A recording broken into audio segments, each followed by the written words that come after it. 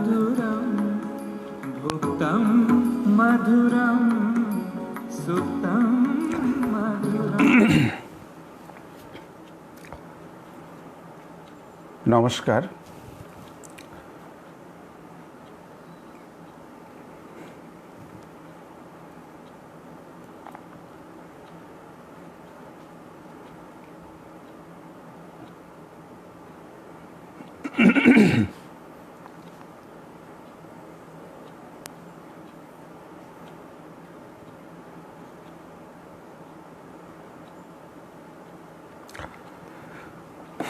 আপনারা যারা আজকে লাইভে আসছেন, আপনাদের সকলকে স্বাগত জানাচ্ছি।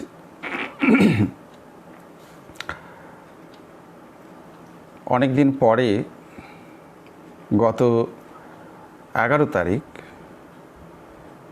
স্বামীজির শিকাগো বক্তৃতার দিনে আপনাদের সামনে পরপর দুবার লাইভে এসেছিলাম। মাঝখানে দুটো রবিবার গেছে, যেহেতু 11 তারিখ এসেছিলাম শুক্রবার, একদিন বাদ দিয়ে রবিবার ছিল, ওই দিন আর আসা সম্ভব হয়নি এবং পরের রোববার আসার ইচ্ছে থাকলেও শারীরিক অসুস্থতার কারণে আসতে পারিনি। জীবনে প্রথম বসন্তের সঙ্গে সাক্ষাৎ হলো। বসন্ত রঙিন, কি সুন্দর, কি ভালো, একটু মজা করেই বলছি। তো সেটা বোঝা এবং জানা গেল। প্রথম বসন্তের সঙ্গে সাক্ষাৎ, সেটা ওই গত রবিবার 14 তারিখ, পেছনের রবিবারের আগে রবিবার রাত্রে জ্বর, তারপর দিন থেকে রাস বেরোনো শুরু হয়েছিল। যাই হোক, এখন ভালোর দিকে, কিন্তু একটু দুর্বলতা রয়েছে, বাকি এমনি সব ঠিক আছে। আজকে আসতে পেরে ভালো লাগছে। আর যারা উদ্গ্রীব হয়েছিলেন, বারবার বলছিলেন যে এই রোববার আসবো কি না, তো তারা নিশ্চয়ই খুশি। যে বিষয়টি নিয়ে আলোচনা আমরা করছিলাম সেটি হচ্ছে যে ধর্মপথে এগোনোর ক্ষেত্রে কতগুলো বিষয় আমাদের আবশ্যিক, অনিবার্য। সেই প্রসঙ্গে বলতে গিয়ে বলছিলাম যে মুমুক্ষুতার কথা, অর্থাৎ ঈশ্বর লাভের ইচ্ছে। মনুষ্য জন্ম বলে দিয়েছি যে মনুষ্য জন্ম দুর্লভ জন্ম। এটি গত 11ই সেপ্টেম্বর নয়, তার আগের যে রবিবার, সেদিন আমরা আলোচনা করেছি যে মনুষ্য জন্ম কেন দুর্লভ। সেটি নিয়ে আর এবারে আমরা বলবো না। এক কথা বারবার যারা ছিলেন না তারা একটু পিছিয়ে গিয়ে দেখে নেবেন। আগের যে 4র্থ পর্বটি হয়ে গেছে রবিবার, সেটি আপনারা দেখে নেবেন, শুনে নেবেন। মনুষ্য জন্ম দুর্লভ, তো মনুষ্য জন্ম পেয়ে গেলেই কি ঈশ্বর লাভ, ধর্ম লাভ, ব্রহ্মজ্ঞান লাভ সব হয়ে যাবে? না। মানুষ সকলেই জন্মেছেন, কিন্তু সকলের মধ্যেই কি সেই মুমুক্ষুতা আছে ধর্ম লাভের জন্য, ঈশ্বর লাভের জন্য? উত্তর হবে নেই। যেমন মনুষ্য জন্ম দুর্লভ, সেই সঙ্গে মানুষের মধ্যে ঈশ্বর লাভের ইচ্ছেটা থাকবে, এটি হচ্ছে দুর্লভ।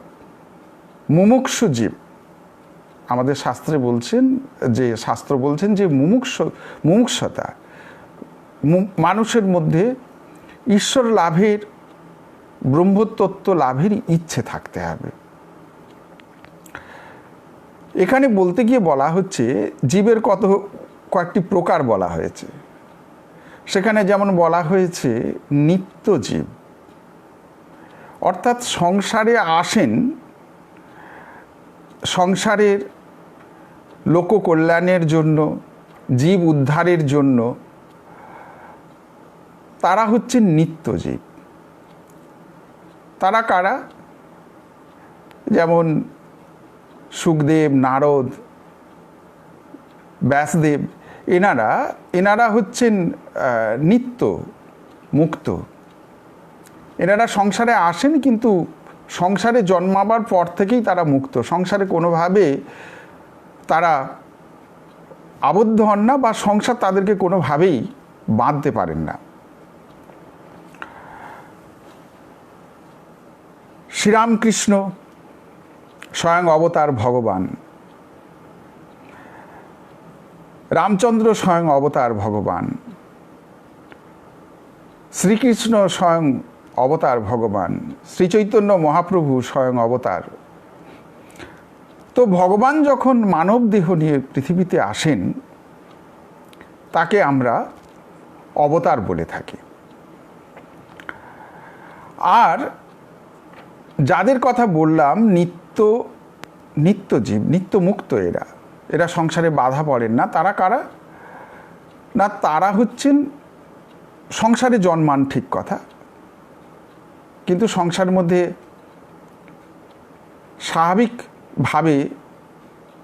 স্বাভাবিক নিয়মে, সংসারের যে জাগতিক নিয়ম, সেই নিয়মের মধ্যে তারা আবদ্ধ হন না। নামগুলো একটু মাথায় রাখবেন, পরে দেখে নেবেন। সুখদেবের কথা, নারদের কথা, ব্যাসদেবের কথা, এরা কখনো আসেন, সংসারে আসেন, জন্মগ্রহণ করেন, কিন্তু সংসারে কখনো আবদ্ধ হন না। এনারা হচ্ছেন নিত্যজীব। আর মুক্তজীব কারা? সংসারে জন্মেছেন, সংসারে জন্মালেন, তারপরে তার মধ্যে বৈরাগ্য এলো, সংসার ছেড়ে চলে গেলেন, বা সংসারে মধ্যে থেকেই তার বৈরাগ্য এলো, ঈশ্বর সাধনায় রত হলো, মুক্ত হয়ে গেলেন, মুক্ত জীব। আর মুমুক্ষু জীব, যারা সংসারে থেকে মুক্ত হবার চেষ্টা করছেন। মুক্ত জীব সাধু সন্তরা যারা সাধন ভজন করে মুক্ত হয়ে যান, সংসারে জন্মেছেন কিন্তু সংসারে আর প্রবেশ করলেন না, সংসারে প্রবেশের আগেই সন্ন্যাস নিয়ে বেরিয়ে গেল সংসার থেকে, দিয়ে সাধন ভজনে রত হলো, এবং তারা মুক্তি লাভ করল, ব্রহ্মতত্ত্ব লাভ করলেন, মুক্ত জীব। আর মুমুক্ষু জীব, যারা চেষ্টা করছেন সংসারে থেকে এই সংসার সমুদ্র, জন্ম মৃত্যুর যে চক্র, সংসার সাগর, তার থেকে তারা বেরোবার চেষ্টা করছেন। তারা আর জন্ম মৃত্যুর চক্রের মধ্যে আসতে চান না। এরা হচ্ছেন মুমুক্ষু জীব। আর এক প্রকার জীব রয়েছে, সেটি হচ্ছে বদ্ধ জীব। বদ্ধ জীব কারা?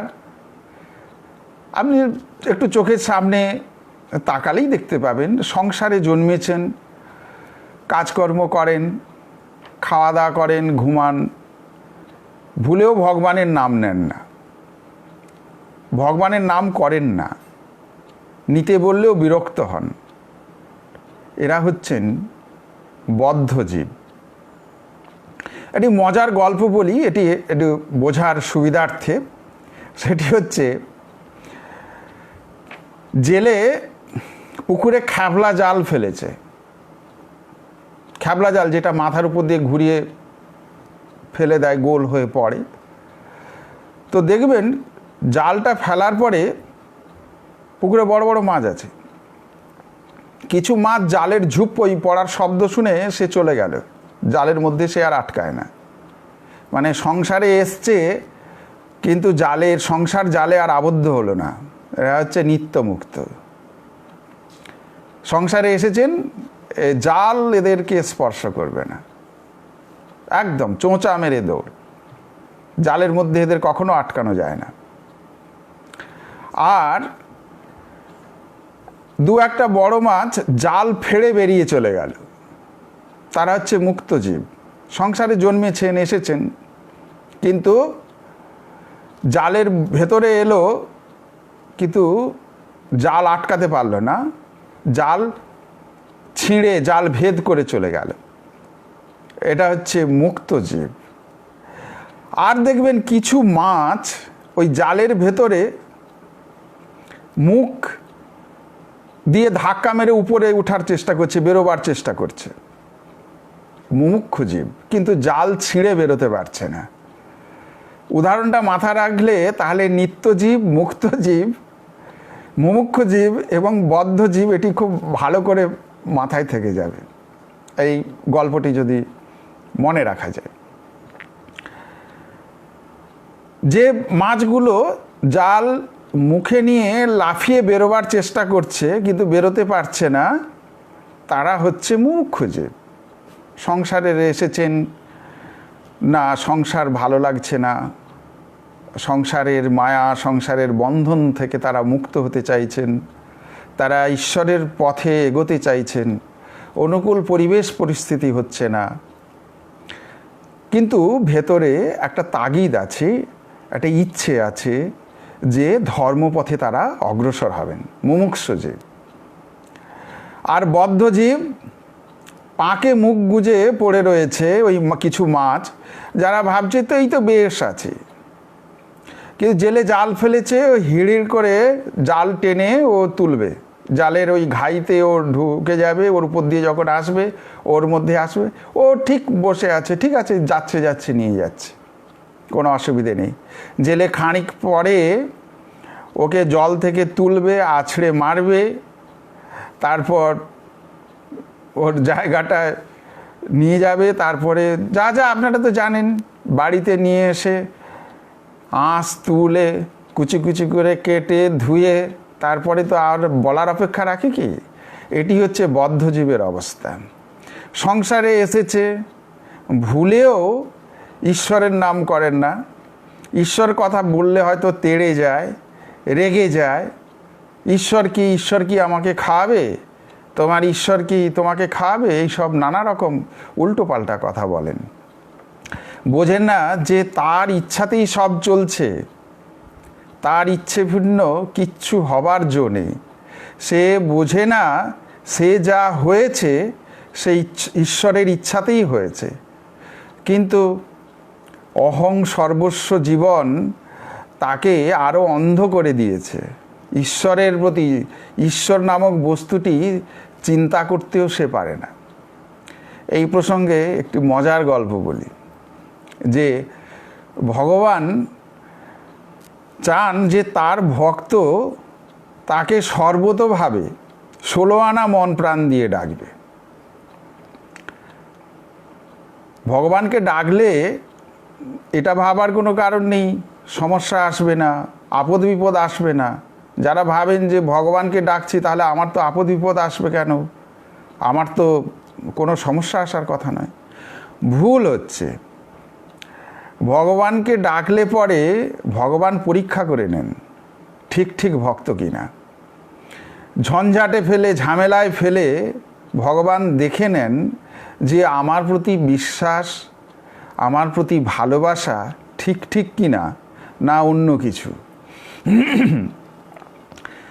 এই প্রসঙ্গে বলি, ভগবানের কথায় আসছি, ভগবান অন্তর্যামী, তিনি ভেতরে বসে আছেন, তিনি আস্বাদন করতে খুব ভালোবাসেন। আস্বাদন বলতে যেমন ব্যবহারিক জীবনে, দৈনন্দিন জীবনে, আপনাদের বাস্তবের জীবন দিয়ে আমি বলি, উদাহরণ হিসেবে উদাহরণ তুলে দিয়ে বলি।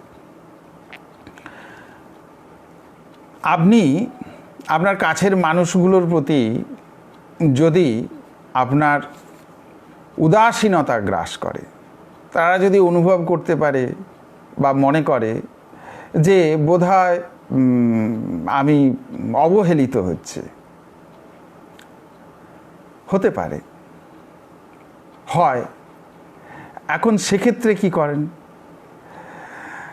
হয় যারা এরকম অনুভব করেন তারা বলেন, আর আপনি যদি সত্যি সেটা উপেক্ষা করে থাকেন তো আপনি নিজেকে শুধরে নেন, ঠিক করে নেন। ভগবানের ক্ষেত্রে ভগবানও জানতে চান, ভগবানও বুঝতে চান যে শত ঝামেলা, ঝঞ্ঝাট, অশান্তির মধ্যে আমাকে ঠিক ঠিক ভালোবাসে কিনা। সংসারে থাকতে গেলে নানা ঝামেলা, ঝঞ্ঝাট, অশান্তি, সমস্যা এসে হাজির হয়, হতে পারে। তখন কি আপনি আপনার প্রিয়জনদের দুর্ছাই করেন, ফেলে দেন, দূরে সরিয়ে দেন? না। কিন্তু অনেকাংশে করবেন কি, ভগবানকে যেন আমরা আমাদের চাওয়া পাওয়ার মানে সমস্ত ইচ্ছা পূরণের হাতিয়ার হিসেবে তাকে বসিয়ে দিয়েছি। তারই কাজ হলো আমরা যখন যা চাইব তার কাজ হচ্ছে তক্ষুনি সেসবগুলো আমাদের দেবেন। আর যদি না দেন, আমার যা ইচ্ছা সেই ইচ্ছা যদি পূরণ না করেন, তাহলে ভগবান কিচ্ছু শোনেন না, ভগবান কিছু নেই, বিশ্বাস টলে যায়। আপনি ঝামেলায় পড়লেন, ঝঞ্ঝাটে পড়লেন, ভগবান কোথায় আমাকে উদ্ধার করলো, কিছুই তো করলো না, ব্যাস। যে ভগবানকে পুজো করতেন সব পুজো বন্ধ হয়ে গেল, ভগবানের মুখ দেখা দেখি বন্ধ হয়ে গেল। এই রকম যদি ভগবানের প্রতি আপনার সম্পর্ক হয়, ভগবানের প্রতি আপনার ভালোবাসা হয়, তাহলে কিন্তু ভগবান আপনার দিকে উদাসীন থাকবেন। তিনি বুঝে নেন মন যে এর তো ধান্দাতেই আমাকে ডাকে, এ তো চাওয়া পাওয়াগুলোর জন্যই আমাকে ডাকে, এর ইচ্ছা পূরণের জন্যই আমাকে ডাকে, এ তো আমাকে ভালোবাসার জন্য ডাকে না, এ তো সত্যি ভালোবেসে আমাকে ডাকে না। ভালোবাসাতে দেয়া নেওয়ার সম্পর্ক চলে না, ভালোবাসাতে চাওয়া পাওয়ার সম্পর্ক চলে না। ভালোবাসা হচ্ছে এমনই বস্তু যে আপনার বিপরীতে আপনি যাকে ভালোবাসেন তার ভালো থাকাটাই আপনার কাছে সবচেয়ে উত্তম, এই ভাবনাটি কাজ করে। কিন্তু অধিকাংশ ক্ষেত্রে দেখা যায়, অধিকাংশ ক্ষেত্রে বলতে অধিকাংশ মানুষের ক্ষেত্রে ভগবানকে একেবারে চাওয়া পাওয়ার জায়গায় বসিয়ে দিয়েছেন। কিচ্ছু না, শুধু সকালবেলা কি যাই হোক সন্ধ্যাবেলা গিয়ে এটা চাই, সেটা চাই, সেটা চাই, চাই চাই চাই। ভগবান যেন পূর্ণ ভাণ্ড, সব চা পূরণ করার ভাণ্ডার খুলে নিয়ে বসে আছেন। আপনি গিয়ে প্রার্থনা করবেন, বলবেন, আর ভগবান টুকটুক করে আপনাকে একটা একটা বার করে দিয়ে দেবেন। ব্যাস, আপনিও খুশি আর ভগবানও খুশি। এটি কিন্তু একেবারে ভুল ধারণা, ভ্রান্ত ধারণা। এটি হলে চলবে না। এইভাবে কিন্তু ভগবানের সঙ্গে সম্পর্ক নন। আপনি সম্পর্কটা তখনই হবে, আপনার বলতে হবে না। আপনি যদি ভগবানকে সমর্পণ করে দেন, ভগবানকে আপনি ভালোবাসেন, তখন ভগবানকে বলতে হবে না। আপনার দুঃখ তখন ভগবানের দুঃখ হিসেবে ভগবানের কাছে উপস্থিত হয়। তো ভগবান চিন্তিত হয়ে পড়েন যে আপনাকে কিভাবে মুক্তি দেবেন সেই সমস্যা থেকে, যদি আপনি ঠিক ঠিক ভালোবাসেন। কিন্তু বাস্তবিক ক্ষেত্রে সেটা প্রায়শই, অধিকাংশর ক্ষেত্রেই সেটা হয়ে ওঠে না। সেই জন্য ভগবানকে আমরা যেন আমাদের চাওয়া পাওয়ার পূরণের হাতিয়ার হিসেবে না ব্যবহার করি, এটা আমাদের মাথায় রাখতে হবে। আমরা আমাদের ইচ্ছাগুলো, জাগতিক সমস্ত ইচ্ছাগুলো পূরণের হাতিয়ার হিসেবে যেন না ব্যবহার করি, আর এটা যেন না আমরা মনে করি যে আমাদের সমস্ত ইচ্ছেগুলো, জাগতিক যা কিছু পাওয়ার, সে তিনি পূর্ণ করবেন। তাহলে এটি ভুল হবে। ভগবানের সঙ্গে আমাদের সম্পর্ক এরকম জায়গায় নয়। ভগবানের কাছে আমাদের যেটা দরকার, আমাদের যেটা চাওয়া পাওয়ার, সেটি হচ্ছে আত্মজ্ঞান লাভের সঠিক দিক নির্দেশ। অর্থাৎ আমি তাকে চাই, আমি যেন তাকে ঠিক ঠিক ভালোবাসতে পারি, তিনি যেন আমাকে ভালোবাসার অধিকারটুকুন দেন। তিনি যদি আপনাকে ভালোবাসার অধিকার না দেন, আপনি তাকে ভালোবাসতে পারবেন না। আপনি হাজার বলুন, ভগবান আমি তোমাকে ভালোবাসি, আমি তোমাকে ভালোবাসি, আমি তোমাকে ভালোবাসি, কিন্তু সেই অধিকারটুকুন তিনি যতক্ষণ না দিচ্ছেন, আপনার ইচ্ছে পূর্ণ হবে না। সেই জন্য ভগবানের কাছে প্রার্থনা করতে হয় যে প্রভু তোমাকে ভালোবাসার অধিকার দাও, আমি যেন তোমাকে ঠিক ঠিক ভালোবাসতে পারি, আমি যেন যথার্থ তোমার ভক্ত হয়ে উঠতে পারি। তার কাছে ভক্তি প্রার্থনা করতে হয়। ভক্তি, নিষ্ঠা এসবগুলো তৈরি হলে পরে নিজের মধ্যে, তখন তিনি বাধা পড়েন, আপনি তাকে বেঁধে ফেললেন। বাকি যা কিছু সমস্যা তিনি দেখবেন, বলবেন না তা নয়, বলবেন। সমস্যাগুলো এলে পরে মানুষ আপনার জনকেই বলে, তো তিনি সবচেয়ে আপনার জন, তাকে বলবেন না তা নয়, নিশ্চয়ই বলবেন। কিন্তু যে কথাটা বললাম সতর্কবাণী, সেটাকে যেন করবেন না। ভগবান, আপনি সমস্যায় পড়েছেন, আপনি এটা চাইছেন সেটা চাইছেন, আর সেই চাওয়াটা ভগবানের কাছে আর্জি পেশ করে দিয়েছেন, ভগবান সেই আর্জি ইগনোর করে দিল, তো তার জন্য আপনি ভগবানের উপর ক্ষিপ্ত হয়ে যাবেন না। ভগবান নেই, ভগবানকে এই তো এত বললুম, এত করলুম, কোথায়? ভগবান তো কিছুই শুনলেন না, কিছুই করলেন না। ভগবান তার বিরাটত্ব আমাদের এই ক্ষুদ্র বুদ্ধি দিয়ে পরিমাপ করা, জানা বোঝা অসম্ভব, তিনি যতক্ষণ না জানিয়ে দেবেন। সে কারণে তাকে পরিমাপ করতে যাওয়া, তাকে বিচার করতে যাওয়া, তার সম্পর্কে ওই প্রকার ধারণা চূড়ান্ত মূর্খামি ছাড়া আর কিছু নয়। অর্থাৎ তখন মনে হয় যিনি এটা করছেন বা করেন তার মাথা ঠিক থাকে না, আর মনে করেন তিনি ভগবানের চেয়ে বেশি জানেন, ভগবান ভুল করছে, এইরকম তার ধারণা তৈরি হয়ে যায়। সেটা নিছক মাথা খারাপ একটা পাগলামি ছাড়া কিছু নয়। অনেকেই এটা করে থাকেন। ভগবানের কাছে প্রার্থনা করলো, এটা চাই সেটা চাই, ভগবান তারপরে হলো না, তখন রাগ হয়ে গেল। আপনি যে যাই চান না কেন, আমি পৃথিবীতে যত যে যেখানে রয়েছে, যে যাই চান না কেন, আপনার চাওয়ার সঙ্গে ভগবানের চাওয়ার যতক্ষণ না সেই চাওয়াতে তিনি সম্মতি দিচ্ছেন, সেই চাওয়া কখনো পূর্ণ হবে না। এটা মাথায় রাখতে হবেন। তিনি যখন সম্মতি আপনি পেলেন না, মানে তার সম্মতি নেই, আপনি জানেন না যে কেন তিনি সম্মতি দিলেন না, তিনি কারণটা জানেন। সাধারণে সেটা জানে না বলে সেটা রাগ করেন, তার মধ্য দিয়েই তার মঙ্গল থাকে। আমরা যে দুঃখ, কষ্ট, শোক, তাপ, রোগ, জ্বালা, যন্ত্রণা এসব পাই, এসব পাওয়া ভাববেন না এগুলো খারাপ। আমাদের পূর্ব জীবনের কর্মফল, এই জন্মে যদি আপনি কিছু ভুল করে থাকেন তার কর্মফল, এই সব শোক, তাপ, দুঃখ, জ্বালা, রোগ, ভোগ এসবের মধ্য দিয়ে কর্মফল খণ্ডন হয়ে যায়। তো মাথায় রাখবেন যে দুঃখ কষ্ট পাওয়াটা জানবেন ভগবানের আশীর্বাদ, মানুষজন যখন ভালো থাকেন, আনন্দে থাকেন, তখন ভগবানকে খুব একটা মনে করেন না।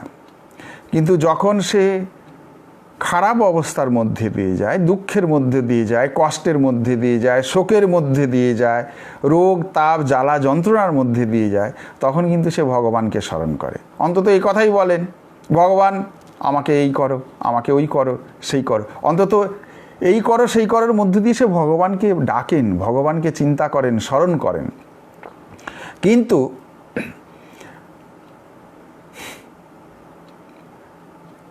ভগবানকে যখন মানুষ আনন্দে থাকে, বিলাসে থাকে, বৈভবে থাকে, ভগবানকে সেভাবে স্মরণ করে না। একটি ঘটনা আপনাদের বলছিলাম, সেটি হচ্ছে এই, কৃষ্ণ অর্জুন দ্বারকার পথে চলেছেন। গল্পটা আপনাদের হয়তো অনেকের জানা। এক জমিদারের, শ্রীকৃষ্ণের তিনি ভক্ত, জমিদারের বাড়িতে তিনি যাবেন, সঙ্গে অর্জুন রয়েছে। তো জমিদারের বাড়িতে স্বাভাবিকভাবে দারোয়ান থাকে, বড়লোক মানুষ, ধনী মানুষ। তো দারোয়ান দেখেই, অপরিচিত দেখেই তাড়া করলো, মানে তাড়িয়ে দিল। তো এরা জোর করে ঢুকতে যেতেই বল্লম নিয়ে তাড়াইলো, বলেছে বাবুর হুকুম, জমিদার বাবুর হুকুম, অপরিচিত লোক হলে ঢুকতে দেবে না। আগে তো আপনাদের দেখিনি, আপনারা অপরিচিত, তো অতএব ঢুকতে দেওয়া হবে না। সংক্ষেপে বলে নিই, এই গল্পটা হয়তো কোনো সেশনে আমি বলেছি, এখানে এই প্রাসঙ্গিক বলে আবার বলতে হচ্ছে। শ্রীকৃষ্ণ দুহাত তুলে আশীর্বাদ করছেন যে তোমার ধনসম্পদ আরো বাড়ুক। দুহাত তুলে আশীর্বাদ করলেন। অর্জুন কিছু বললেন না। এরপরে আর খানিক দূর এগিয়ে তারা শ্রীকৃষ্ণের আর এক ভক্তের বাড়িতে উপস্থিত হয়েছেন। সেই ভক্তটি কত দরিদ্র, হয়তো মানে এমন দরিদ্র, তার একটি চাটাই সেটি হয়তো নয়, ছেঁড়া শতচ্ছিন্ন, ঘরের চালা ভেদ করে আলো পড়ছে, এত গরিব, কিন্তু শ্রীকৃষ্ণের পরম ভক্ত। এবার কি হলো, তার একটি গাভী আছে, সেই গাভীর দুধ বেচে নিজের চলে, আর শ্রীকৃষ্ণকে ভোগ দেয়, আর প্রসাদ রূপে সে গ্রহণ করে। তো সেই গাভীর দুধের ক্ষীর কৃষ্ণ অর্জুনকে দিল। তো তারা খেয়ে পরম তৃপ্তি, এবং তার কাছ থেকে কিভাবে চলে সমস্ত কিছু শোনার পরে শ্রীকৃষ্ণ ফিরে এসে, ওখান থেকে বেরিয়ে এসে দুহাত তুলে আশীর্বাদ করে বলছেন তোমার গাভীটি মরুক। অর্জুনের আর সহ্য হলো না, প্রভু এ তোমার কি রকম বিচার, যে বাড়িতে ঢুকতে দিল না, দারোয়ান তাড়িয়ে দিল, তাকে বললে তোমার ধনসম্পদ আরো বাড়ুক, আর আপনি দেখলেন যে এই গাভীটির উপর নির্ভর করে জীবন চলে, মানে খাওয়ার চলে, তো আপনি বললেন এই গাভীটি মরুক। সত্যি এটা নিষ্ঠুরতা দেখলেই মনে হবে। শ্রীকৃষ্ণ বলছেন অর্জুনকে যে দেখো, ওই জমিদার সে তার 16 আনা মনের মধ্যে 12 আনা মন বিষয় আশয় দিয়েছে। 16 আনা মনের মধ্যে 12 আনা মন বিষয় আশয় দিয়েছে, আর 4 আনা মন শিখি আমাকে দিয়েছে। ওর যখন আরও ধনসম্পদ বাড়বে, ও তখন আর আমাকে ডাকবে না, আমার আর কোনো দায় থাকবে না। আর এ 16 আনার মধ্যে 12 আনা আমাকে দিয়েছে মন, 4 আনা ওই গাভীটিতে রেখেছে। গাভীটি মরলে পরে ও 16 আনা মন আমাকে দেবে, আমাকে ডাকবে, তখন ওর সব ভার আমি নেব। ভগবান ভক্তের সব ভার বহন করেন। যোগক্ষেম বহাম্যহম, গীতায় রয়েছে। ভগবান ভক্তের সমস্ত ভার বহন করেন, কিন্তু ওই ভক্তটি হওয়া খুব মুশকিল আছে। ভক্ত হতে পারলেই সব সমস্যা মিটে গেল। ভক্ত হওয়ার জন্য, সেই জন্য ভক্তি লাভ যাতে হয়, তার কাছে কাতর প্রার্থনা করতে হয়, ব্যাকুল হয়ে কেঁদে কেঁদে প্রার্থনা করতে হয় যে প্রভু তুমি আমাকে ভক্তি দাও, বিশ্বাস দাও, তোমার উপর আমার যেন পূর্ণ ভক্তি আসে, পূর্ণ বিশ্বাস আসে, এই করো যেন আমি তোমাকে সত্যি সত্যি ভালোবাসতে পারি। এই ব্যাকুলতা নিয়ে চোখের জল ফেলে কেঁদে কেঁদে আকুলতার সহিত তার কাছে যদি প্রার্থনা করা যায়, নিত্য নিরন্তর প্রার্থনা করে যাওয়া যদি যায়, তো তিনি সেই প্রার্থনা শোনেন এবং ভক্তের সেই মনোবাঞ্ছা ইচ্ছা তিনি পূরণ করেন। তখন ভক্তের দুঃখই তার দুঃখ হয়, ভক্তের কষ্ট তারই কষ্ট হয়। এই যে বললাম ভগবান ভক্তের সমস্ত ভার বহন করেন, শুনে একটু কেমন লাগছেন? ভগবান এত বড় তার জগৎ, তিনি সমস্ত ভার বহন করবেন, এ কি সম্ভব? হ্যাঁ, কাশী বেনারসে অর্জুন মিশ্র খুব ধার্মিক পণ্ডিত ব্যক্তি এবং সাধক, তারা স্বামী স্ত্রী দুজনেই সাধক সাধিকা এবং ঈশ্বরে পূর্ণ বিশ্বাস।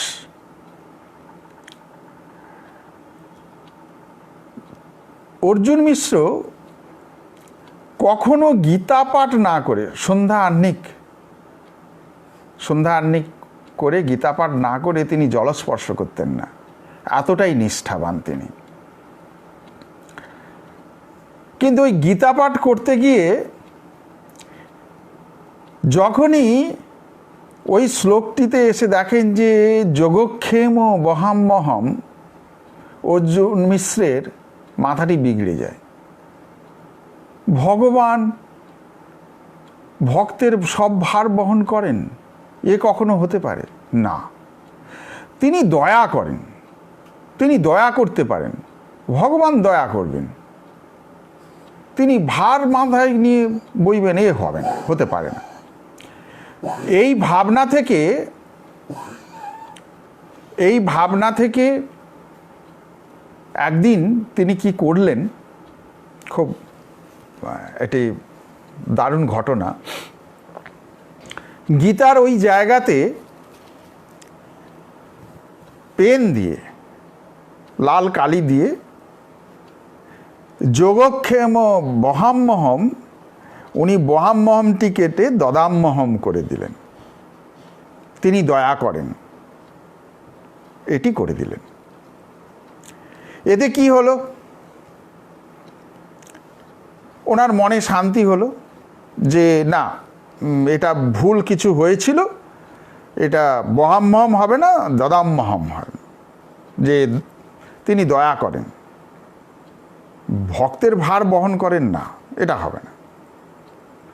যথারীতি এদিকে ওনার স্ত্রী জপ ধ্যানে বসেছেন, হঠাৎ মাথায় এলো আজকে ঘরে তো কিছু নেই, স্বামী সন্ধ্যা আহ্নিক সেরে ফিরলে আমি কি খেতে দেব? আপনাদের মানে বেশিরভাগই, অনেকেরই আমি শুনি, আমার কাছে প্রশ্ন আসে, এটা বলে নিই, আমি ওখানে আবার ফিরে যাব। জপে বসলে দুনিয়ার চিন্তায় মাথায় আসে,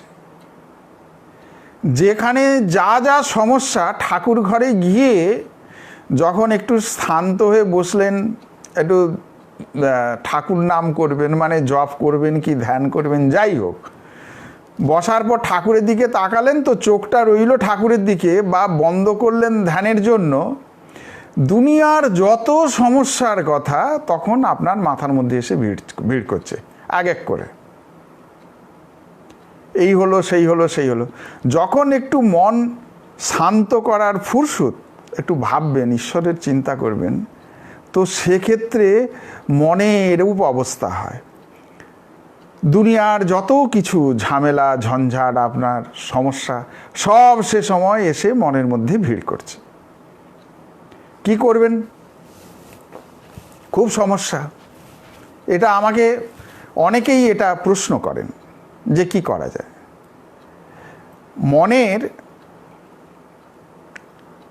মনের পেছনে আরেকটি মন নিয়োগ করতে হবে,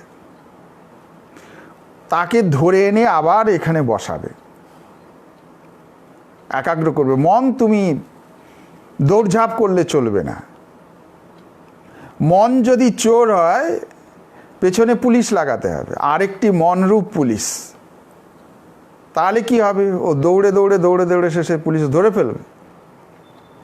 তো সেরও ওই মনের পেছনে আরেকটি মনকে নিয়োগ করতে হবে, দিয়ে আপনি আবার মনকে বারবার বারবার নিয়ে বসাবার চেষ্টা করবেন। এভাবে করতে করতে বারংবার অভ্যাস করতে করতে করতে করতে একটা সময় দেখবেন মন আপনাকে ধরা দিচ্ছে, আপনার সঙ্গে সাথ দিচ্ছেন। আর কি করবেন? সেই সঙ্গে আরও কতগুলো বিষয় আপনাকে অনুশীলন করতে হবে। সেটি হচ্ছে এই বিষয় চিন্তাটা করবেন না, বিষয় চিন্তা করবেন না। সব ভার ঈশ্বরের উপর ছেড়ে দিন, দিয়ে নিশ্চিন্তে থাকুন। বিষয় চিন্তা করবেন না, সেই জায়গায় ভগবানের চিন্তা করুন। যখনই বিষয় চিন্তা মাথার মধ্যে আসবে তখনই না, আমার এটা চিন্তা করা চলবে না। কীরূপ? আপনি সংসারী মানুষ, আপনার পরিবার আছে, স্বামী আছে, স্ত্রী আছে। আপনি যদি স্ত্রী হন আপনার স্বামী আছে, আপনি স্বামী হলে আপনার স্ত্রী আছে, ছেলেপুলে আছে। তো আপনি আপনার সন্তান সন্ততির জন্য কি চিন্তা করেন আলাদা করে, না মাথার মধ্যে আপনা থেকেই এসে যায়?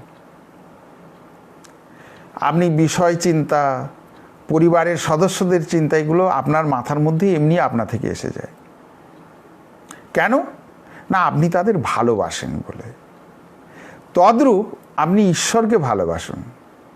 প্রথম প্রথম আসবে না, আরোপ করুন, আমাকে ভালোবাসতে হবে, আমি ভালোবাসবো, এইভাবে আরোপ করে ভালোবাসুন। তারপরে দেখবেন যে আপনা থেকেই ঈশ্বরের কথা মনে হচ্ছে, আপনা থেকেই ঈশ্বরের চিন্তা আপনার মধ্যে আসছে। এটা দীর্ঘ অনুশীলন করে যেতে হবে।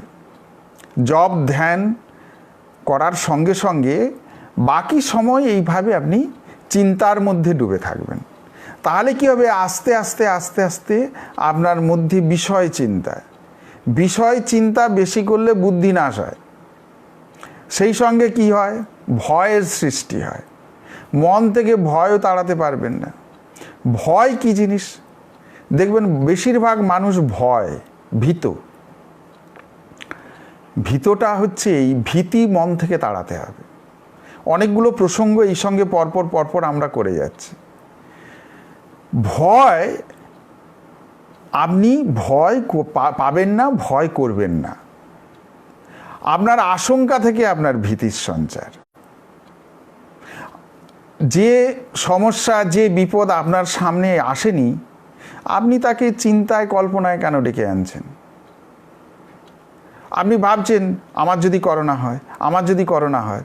আপনি একটু হেঁচে ফেলেছেন, আপনি কেসে ফেলেছেন, কিংবা একটু সর্দি লেগেছে, কিংবা একটু জ্বর এসছে, বুঝি আমার করোনা হয়ে গেল, এই বুঝি আমার করোনা হয়েছে বলে আপনি ট্রিটমেন্ট করাবেন না, আপনি ডাক্তারের কাছে যাবেন না। যদি পজিটিভ ধরা পড়ে, ব্যাস আপনি ভয় করতে করতে করতে করতেই আপনি নিজেকে শেষ করে ফেললেন। ওটি করলে চলবে না। মন থেকে এই ভয়টিকে তাড়াতে হবে। অকারণ আশঙ্কা থেকে, অমূলক আশঙ্কা থেকে মনের মধ্যে ভীতির সঞ্চার হয়, ভয়ের সৃষ্টি হয়। আপনি ওটা করবেন না, তাহলে আপনার কোনো সমস্যা নেই। আর যেটা হয়ে গেছে, যেটা করে ফেলেছেন, সেটা নিয়ে চিন্তা করবেন না। কেন কি? ওটা চিন্তা করলে খারাপ যেগুলো, অতীত আপনার অতীতের যেগুলো আপনি করে ফেলেছেন, ভুল হোক ঠিক হোক, ভাববেন না। ভুলগুলো ভাবলে আপনাকে দুঃখ দেবে।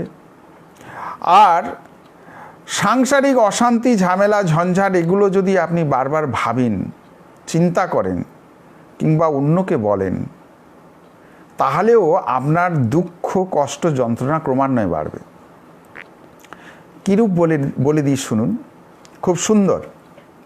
ধরুন একটা ঘটনা ঘটে গেছে, ধরুন সংসারে একটা আপনার অশান্তি হয়েছে, একটা আপনি অশান্তির মধ্যে হয়ে গেছে, আগে হয়ে গেছে, সে অশান্তি চলে গেছে, কিন্তু এখনও আপনি সেটাকে মনে করেন, আপনি চিন্তা করেন, আপনি অন্যকে বলেন। সেই অশান্তি মানে খারাপ জিনিস, মানে আপনার মনকে খারাপ অবস্থায় পৌঁছে দিয়েছে, দুঃখ দিয়েছে। দুঃখটা তো ভালো জিনিস না, সেটা তো হয়ে গেল তখনকার মতো। এবার আপনি যতবারই সেটা চিন্তা করছেন ততবারই কিন্তু আপনার মন সেই একই দোষে দুষ্ট হচ্ছে। আপনি যখন কাউকে বলছেন তখনও একই দোষে আপনি আবার দুষ্ট হচ্ছেন। আপনার অশুভ সংস্কারের পরিমাণ আস্তে আস্তে আপনি নিজেই বাড়াচ্ছেন। আবার আপনি যখন এটা আলোচনা করছেন কারুর সঙ্গে, যে শুনছে সেও দোষ না করে তার মধ্যে দোষের কর্মফল সে বাড়াচ্ছে।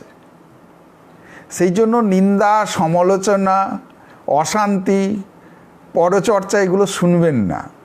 আপনি শুনলে পরে আপনি যেটা করেননি সেটা শুনে আপনার মধ্যে সেই দোষ সংস্কার হিসেবে এসে গেল, তার ফল আবার আপনাকে ভোগ করতে হবে।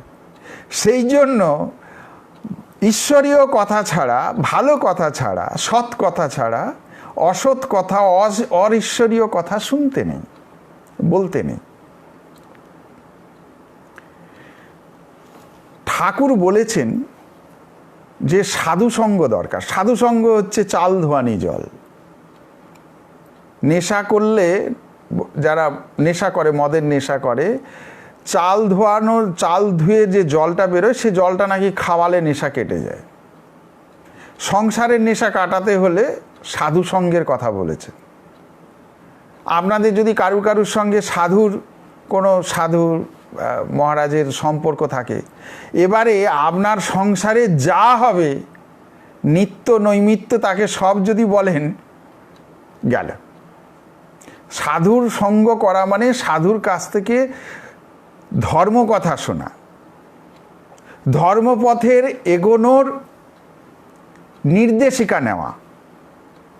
তা না করে আপনি যদি নিত্যদিন আপনার দৈনন্দিন জীবনের অশান্তি, সমস্যা সব সাধুর সঙ্গে শেয়ার করেন, তাহলে গেল। সাধু সংসার না করেও সেই সংসারের বিষয় আশয় চিন্তা তার মাথায় ঢুকে সেও ওই দোষে দুষ্ট হতে লাগলো। সাধু ধর্ম হতে ভ্রষ্ট হলো, আর আপনার সাধুসঙ্গ করেও ধর্মপথে এগোনো হলো না। এটি মাথায় রাখতে হবে। আপনাদের অনেক সাধু মহারাজদের সঙ্গে খুব ঘনিষ্ঠ সম্পর্ক, ওঠা বসা। তখন কি করেন আপনারা? আপনাদের সংসার জীবনের নানা দিক, নানা সমস্যা, এমনকি আপনি কোথাও যাবেন, সেটা যাবেন কি না সেটাও সাধুকে জিজ্ঞাসা করে যাচ্ছেন, যখন খুব ঘনিষ্ঠ সম্পর্ক হয়ে যায়। এরকম জায়গাটাই চলে যান। অর্থাৎ তার কাছে আপনি সব কিছু বলছেন, বিনিময়ে আপনি কিন্তু তার কাছ থেকে ধর্মীয় উপদেশ, ধর্মকথা আপনি শুনছেন না, আপনি নিচ্ছেন না, আপনি নিতে পারছেন না। তাহলে কি হচ্ছে? সাধুর মধ্যে সাংসারিকতার প্রবেশ ঘটছে, আর বিনিময়ে আধ্যাত্মিকতা যেটা আপনার মধ্যে আসার কথা সেটা আসছে না। সাধু সঙ্গ করলে পরে সাধুর কাছ থেকে আধ্যাত্মিক উপদেশ, ধর্মীয় উপদেশ, ধর্মপথে এগোনোর যে দিক নির্দেশ সেটা নিয়ে নিতে হয়। তা না হলে সাধু সঙ্গ বৃথা, যথার্থ হয় না। আমরা আস্তে আস্তে আবার আগের কথায় ফিরে আসি যে তাহলে অর্জুন মিশ্রের কি হলো। ওই যে ঘটনাটি বলছিলাম, যে কথার পরম্পরায় আমরা এত দূর চলে এসেছি। এবারে সাধু সঙ্গ করলে ঠিক ঠিক করে করবেন, ঠিক ঠিক মাথায় রেখে করবেন, যেভাবে বললাম এভাবে করবেন। যদি এরকম কেউ করে থাকেন নিজেকে শুধরে নেবেন। সাধু সঙ্গ মানে উত্তম বৈদ্য।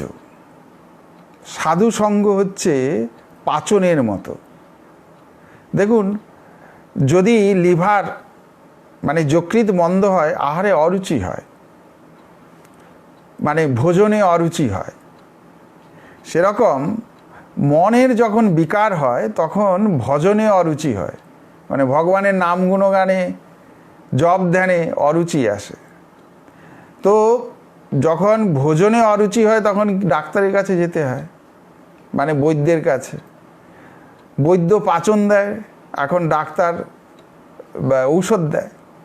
তো সেই ঔষধ খেলে আর বৈদ্যের কাছে গেলে বৈদ্যের পাচন খেলে লিভারের যে যকৃতে যে মন্দভাব সেটা কেটে যায়। সেরকম সাধু সঙ্গ করলে পরে ওই সাধু যে কথা বলে তখন ঈশ্বরের প্রতি যে বৃতৃষ্ণা, সংসারের প্রতি যে আসক্তি, ভোগাসক্তি, বিষয়ের প্রতি যে আসক্তি, সেগুলো কাটতে থাকে, ঈশ্বরের পথে মন যায়। সেই জন্য সাধু সঙ্গের দরকার। সাধু হচ্ছে ভজনে রুচি আনার জন্য সাধু সঙ্গ, এটি মাথায় রাখতে হবে। যখন যকৃৎ মন্দ হয়, লিভার খারাপ হয়ে যায়, দেখবেন মাঝে মাঝে মিষ্টি জিনিসও তিতা লাগছে। মিশ্রি এত মিষ্টি মুখে ফেলবেন তাও তিতা লাগছে। আপনি জানবেন, অনেক সময় দেখবেন, অনেকেরই অভিজ্ঞতা রয়েছে, একটু ভেবে নিন, মিষ্টি মুখে দিয়েছেন তিতো লাগছে, তার মানে হচ্ছে যকৃৎ মন্দ, পিত্তাধিক্য ঘটেছে, পিত্তের আধিক্য ঘটেছে, সেটা কমাতে হবে।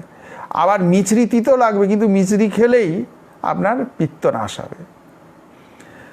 সেরকম যখন ঈশ্বরের দিকে মন যাবে না, জপ ধ্যান করতে, ঈশ্বরের নাম গুণগান ভজন করতে ইচ্ছে করবে না, তখন সাধু সঙ্গও করতে ইচ্ছে করবে না, কিন্তু আপনাকে সাধু সঙ্গ করতে হবে।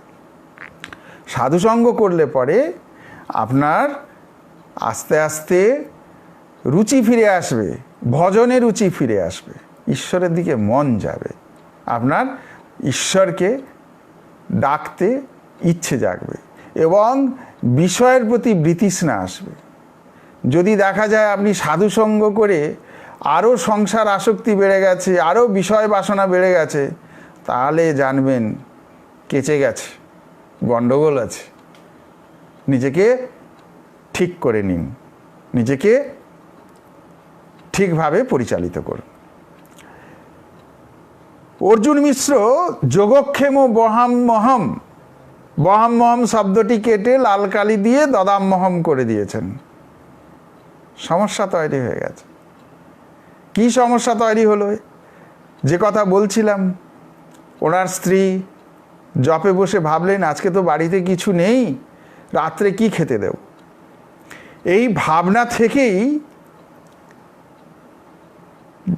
খানিক বাদে দেখছেন যে দরজায় কড়া নাড়ার শব্দ। ওনার মনে হলো যে এত তাড়াতাড়ি কি স্বামী ফিরে এলেন, কি জানি, ইতস্তত করে উঠে গেলেন, দরজা এখন এসে আবার কি কড়া নাড়ছে। তো দরজা খুলে দেখেন যে দুটো সৌম্য দর্শন বালক, 9-10 বছর বয়স, দুধে আলতা গায়ের রং, জ্যোতি ঠিকরে বেরোচ্ছে গা থেকে, অপূর্ব জ্যোতি। তাদের দুজনের মাথায় দুটো ঝাঁকা, সব খাওয়ার সামগ্রী। তারা বলল, মা তাড়াতাড়ি এগুলো নামিয়ে রাখুন, আমাদের তাড়া আছে। তো তাড়াতাড়ি করে নামিয়ে রাখলো, চলে গেল। তো উনি দেখছেন, অর্জুন মিশ্রের স্ত্রী দেখছেন যে একজনের বুক থেকে রক্ত বেরোচ্ছে, কে যেন ছোড়া চালিয়ে দিয়েছে। তো উনি বলতে যাচ্ছেন, আরে তোমার বুকের থেকে রক্ত বেরোচ্ছে, কি ব্যাপার, কি হলো? তো আমাদের তাড়া আছে বলে তারা মুহূর্তেই ওখান থেকে অদৃশ্য হয়ে গেল। যাই হোক, এত কিছু বাড়িতে কিছু ছিল না, অনেক খাওয়ার সামগ্রী সব এসে গেছে। অর্জুন মিশ্রের স্ত্রী আর দেরি না করে রাতের রান্নার প্রস্তুতি নিলেন। নানা রকম রান্না করেছেন সেদিন। যথারীতি অর্জুন মিশ্র রাতে সন্ধ্যা আহ্নিক, তার জপ ধ্যান সেরে, সন্ধ্যা আহ্নিক সেরে, গীতা পাঠ সেরে গৃহে ফিরেছেন, খেতে বসেছেন। নানা পদ সামনে। অর্জুন মিশ্র বলছেন, কি ব্যাপার, এত কিছু কোথায় পেলে? তখন স্ত্রী বলছেন, পুরো ঘটনাটা উল্লেখ করে, যেরকম আমি সন্ধ্যায় জপে বসেছিলাম, তারপরে ধ্যান, সেই সঙ্গে ধ্যানও করছিলাম, হঠাৎ মাথার মধ্যে এলো আজকে তো কিছু নেই, আজকে রাত্রে তুমি এলে কি দিয়ে খেতে দেব, বাড়িতে তো কিছুই নেই, ঘরে কিছুই নেই।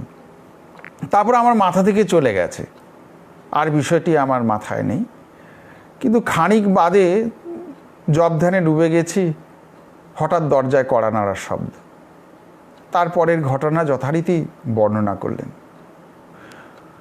অর্জুন মিশ্র খাবেন কি, চোখের জলে ভিজতে শুরু করেছে, তার দুগাল বেয়ে চোখের জল বেরিয়ে যাচ্ছে। স্ত্রী বুঝতে পারছেন না কি হলো, কি হলো, কাঁদছেন কেন। তখন অর্জুন মিশ্র বলছেন যে তুমি খুবই সৌভাগ্যবতী, তুমি কৃষ্ণ বলরামের দর্শন পেয়েছ।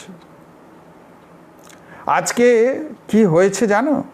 তখন অর্জুন মিশ্র যথারীতি যে ঘটনাক্রম আগে বললাম, যে আমি গীতা পাঠ করতে গিয়ে ওই যোগক্ষেম বহাম্মহম, এই জায়গায় এসে আমার মনে হয় ভগবান ভক্তের ভার বহন করেন না, এটা হবে না, তিনি দয়া করেন, এটা হতে পারে। তো এটা আমার অনেক দিন ধরে মনের মধ্যে আসছিল।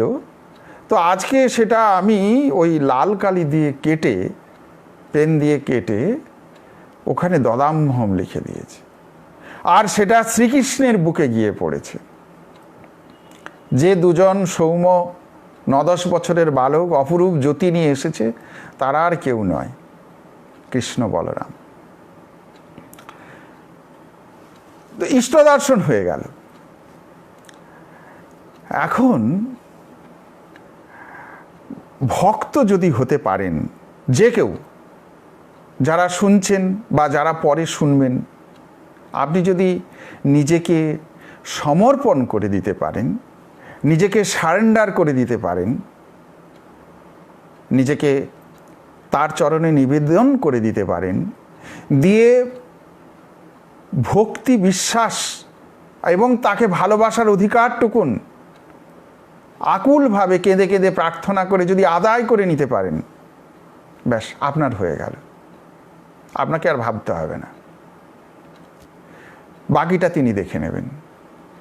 তিনি ভালোবাসার অধিকার দেবেন, পূর্ণ বিশ্বাস আসবে, কোনোভাবেই সে বিশ্বাস টলবে না, কোনো অবস্থাতে টলবে না। ভগবান আছেন, আমার ভয় কি, এই ভাবনা, এই বোধ সদা জাগরুক থাকবে। তিনি দেখছেন, আমার চিন্তা করার কি আছে। সংসারে আমরা আলোচনা করছিলাম মুমুক্ষুতা নিয়ে। ধর্মজীবনে সেই সঙ্গে নিত্যজীব, মুক্তজীব, মুমুক্ষুজীব এবং বদ্ধজীবের কথা বলছিলাম। এই সংসারে মুমুক্ষুতা মানে ঈশ্বর লাভের ইচ্ছে কজনের আছে? আমি ভগবানকে পেতে চাই, এই ইচ্ছে নিয়েই তার দিকে সাধন ভজনে এগোতে হবে, তাকে ডাকতে হবে, তার কাছে প্রার্থনা করতে হবে। আমি মনুষ্য জন্ম পেয়েছি, আমার মধ্যে মুমুক্ষুতা আছে, তাহলে কি আমার ঈশ্বর দর্শন হয়ে যাবে? এরপরে আমরা আলোচনা করব আরেকটি দুর্লভ বস্তু নিয়ে। মনুষ্য জনম যেমন দুর্লভ, মুমুক্ষতাও তেমনি দুর্লভ। কেন কোটি কোটি মানুষ পৃথিবীতে এসেছেন, রয়েছেন, বেঁচে আছেন, খুব অল্প সংখ্যক মানুষ, কপিতয় মানুষের মধ্যে সেই মুমুক্ষতা আছে, যারা ঈশ্বরকে লাভ করতে চায়, পেতে চায়, তার পথে এগোতে চায়। সেই জন্য শাস্ত্রে এটিকে বলা হচ্ছে দুর্লভ। এরপরে আরেকটি বিষয় হচ্ছে দুর্লভ, সদ্গুরুর আশ্রয়। অর্থাৎ যিনি আপনার পথপ্রদর্শক হবেন ঈশ্বর লাভের পথে, ঈশ্বর পথে, ধর্ম লাভের পথে, আত্মজ্ঞান লাভের পথে আপনার দিশারি হবেন, তিনি সদ্গুরু হবেন। সেটি শাস্ত্র নির্দিষ্ট। তো আমরা আগামী দিনে এই বিষয়টি নিয়ে আলোচনা করব আবার। আজকে প্রায় 1 ঘন্টা 6টা বাজতে যাচ্ছে। গুরু এই বিষয় নিয়ে আলোচনা করতে গেলে অনেকখানি সময় লাগবে। সেই জন্য এটি আগামী আমাদের পর্বের জন্য, আজকের 5ম পর্ব হলো, আগামী 6ষ্ঠ পর্বে এটি আমরা আলোচনা করব। আজকে আগের পর্বে আমরা আলোচনা করেছি মনুষ্য জনম দুর্লভ। কতগুলো বিষয় রয়েছে যেগুলো আবশ্যিক ধর্মজীবনের পক্ষে, সেটি হলো মনুষ্য জনম। আজকে আলোচনা করলাম মুমুক্ষতা, অর্থাৎ ঈশ্বর লাভের ইচ্ছে থাকতে হবে। এটিও দুর্লভ। কেন দুর্লভ সেটিও আপনাদেরকে বললাম। এরপরে আরেকটি দুর্লভ বিষয়, পরপর যেগুলো দুর্লভ রয়েছে, যেগুলো আবশ্যিক আত্মজ্ঞান লাভের ক্ষেত্রে, ধর্ম তত্ত্ব জানার ক্ষেত্রে, সেটি হচ্ছে সদ্গুরুর আশ্রয়। সেটি আমরা আগামী পর্বে আবার আলোচনা করব। আপনারা সবাই ভালো থাকুন, সুস্থ থাকুন, আনন্দে থাকুন। দেখুন, আমার তো 14 তারিখ এই মাসের পক্সে আমি আক্রান্ত হয়েছি। যথারীতি আপনাদের সামনে আমি কথা বলে গেলাম এতক্ষণ ধরে। আপনারা দেখে বলুন আমাকে কি মনে হচ্ছে আমি অসুস্থ বা এরকম আপনাদের সামনে খুব আমার তো মনে হচ্ছে না। ঠাকুরের কথা বললে, ঠাকুরের চিন্তা করলে আপনার মধ্যে দুর্বলতা আসবে না, শক্তি সঞ্চারিত হবে। চেষ্টা করে দেখুন, ভেবে দেখুন, জীবনে যাই আসুক ঈশ্বরকে ধরে থাকুন। এমনকি যারা আমাকে ফোন করেছিলেন যখন আমি 101 থেকে 3-4 এরকম জ্বরটা যেত না, মানে ও থাকতো, এর মধ্যেই ওঠানামা করতো, অনেকেই ফোন করেছেন, কিন্তু তারা জানতে পারেননি যে এরকম একটা অবস্থার মধ্যে আমি রয়েছি। যখন জিজ্ঞাসা করেছেন যে মহারাজ আপনি কেমন আছেন বা কি আপনার শরীর কেমন আছে, তখন তো মিথ্যে বলতে পারি না, তখন সত্যিটি বলতে হয়েছে। তো ঠিক আছে, আপনারাও চেষ্টা করে দেখুন, এর পরীক্ষা করে দেখতে তো অসুবিধে নেই। আর কোনোভাবেই নিজেকে দুর্বল ভাববেন না, মনে ভয় রাখবেন না। ভয় বলে কিছু নেই। আপনার মতো সবল সাহসী কেউ নেই। কেন না, আপনার মধ্যে ঈশ্বর রয়েছেন, ভগবান রয়েছেন। এই বিশ্বাস মনের মধ্যে দৃঢ়ভাবে রাখুন। আপনাদের সকলের সুস্থতা এবং আনন্দ, শান্তিময় জীবন কামনা করে আজকে আসছি, তাই তো? ভালো থাকবেন সবাই। হরি ওম তৎসৎ, হরি ওম তৎসৎ, হরি ওম তৎসৎ।